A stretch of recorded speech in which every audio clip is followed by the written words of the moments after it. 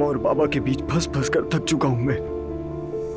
3 साल से खत्म ना होने वाली इस कोर्ट कचहरी में उलझकर बेजार आ चुका हूं। कुछ समझ में नहीं आ रहा मेरी। और पापा साफ कहते हैं कि मेरी मामा के साथ नहीं रहना चाहते। उन दोनों में कुछ भी एक जैसा नहीं है और ना ही एक साथ रहते हैं दोनों। लेकिन मामा वो तो हर हाल में तलाक ना लेने पर तुली हुई है। कल रात भी यूं ही अचानक आ गई। बाबा से तलाक के बारे में बात करने आई थी, लेकिन मुझसे बात करने लगी। जब मैंने कहा कि बाबा आपको नहीं चाहते, तो उन्होंने एकदम खिड़की से कूदने की कोशिश की। क्या?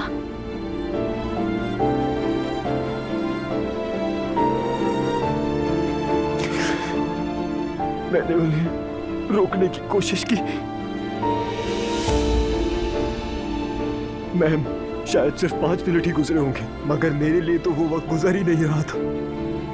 फिर पापा आ गए। उन्होंने उनकी भी नहीं सुनी।